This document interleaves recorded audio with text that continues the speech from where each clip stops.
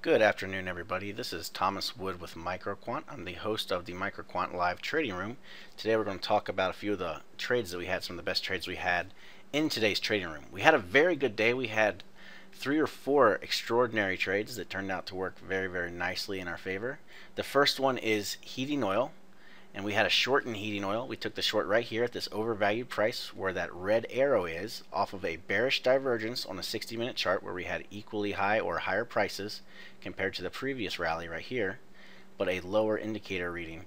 Ended up rolling over. We shorted with a risk of about 150 per contract, and then we ended up being able to take out around, if you close your position at the lows, anywhere from 12 to 1400 per contract.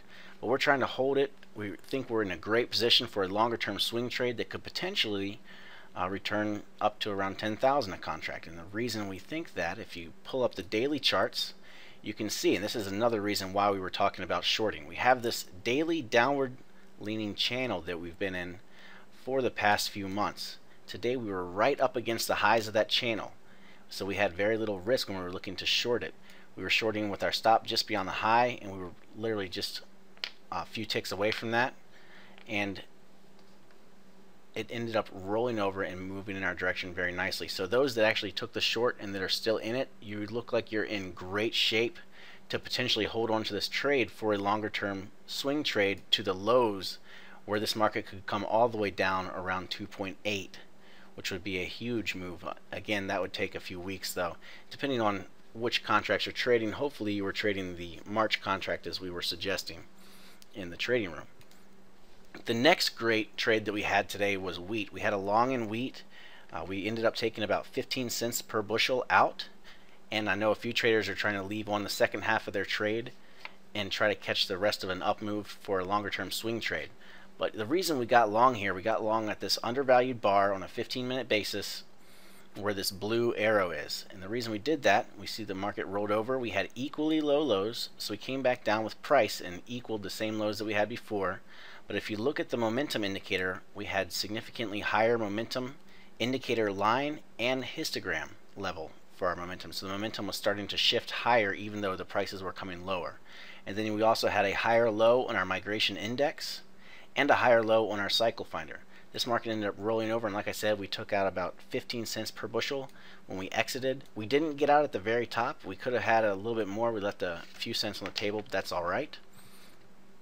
And then I know, as I mentioned, a few traders are leaving the rest of their trade on with a break-even stop, trying to catch a longer-term swing trade to the upside. But that, again, was a very profitable trade with a very large reward-to-risk ratio, which is exactly what we want when we're trading these markets. Now the last trade, probably my favorite trades of the day, what I would consider the best trade of the day, was crude oil. In crude we had 2 trades. We had a short and we had a long signal. Now the short signal we took was off of a 30-minute bearish divergence where we had higher prices but a lower high indicator. So we were moderately overvalued according to value bars. We had a lower high histogram reading and indicator line on MQ momentum, a lower high migration index, and a lower high cycle finder, all while eclipsing the previous high from the last rally. So we went ahead and got short there. Depending on where you got out, I know a few traders got out at the moderately undervalued price point, taking about 40 cents out of crude there. If they held on with a break-even stop for a longer period of time, they could have caught the entire move down to the downside, which allowed you to take out around $1 a barrel, maybe even more depending on where you got in and where you got out.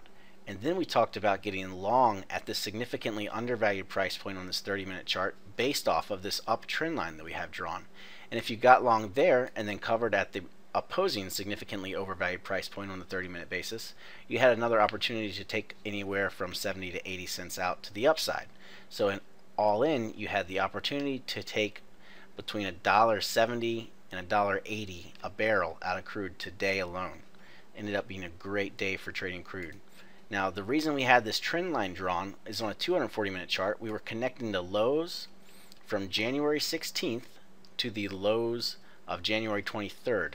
And this market did come right down, and we talked about it as it was coming down that it could come down and retest this line, and that would be a good buy signal with a stop just below the trend line. So you're risking about 5 to 10 ticks with your stop loss.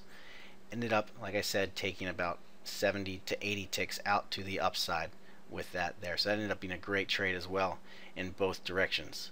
If you want to know a little bit more information about the trading room and what we do and how it works, go to valuecharts.com and look up the live trading room there. There's some information there, and it'll allow you to subscribe if you want to join. We do try to keep the prices very affordable. I look forward to trading with everybody again starting next Monday. And until next time, have a great weekend.